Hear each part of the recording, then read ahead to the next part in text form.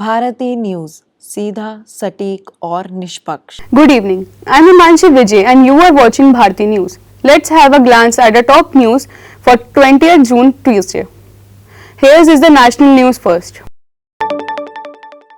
The appointment committee of the cabinet has approved the appointment of IPS officer Ravi Sinha as a chief research and analysis wing for a tenure of 2 years.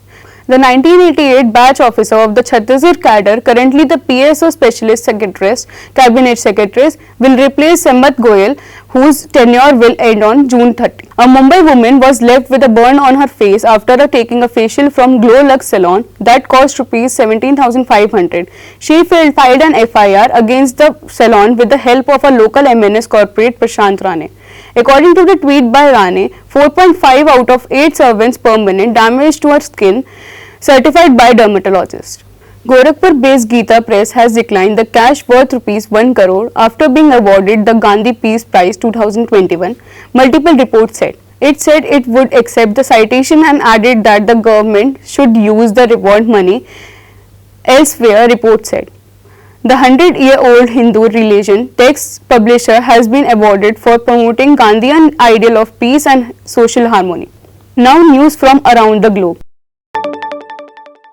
Prime Minister Narendra Modi on Tuesday said his visit to United States will be an opportunity to enrich the depth and diversity of Indo-US partnership and arrested that the together of the two countries stand stronger in meeting shared global challenges.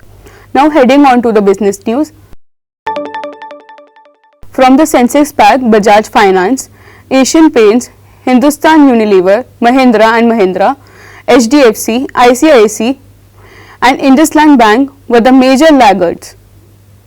Equity benchmark include decline in the early trade of June 20 amid a weak trend in Asian market and the foreign fund outflow. Crude oil prices were trading low on Monday with the benchmark Brent crude slipping 1.46% to 75.49 per barrel.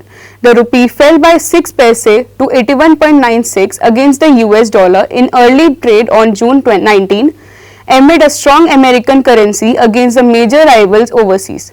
FII inflow into a local equities and fall a crude price failed to support the Indian currency. At the interbank foreign exchange, the domestic unit overflows lower at 81.93 and the hit the lower level 81.98 before trading at 81.96, registering a fall of 6 paise over the previous close.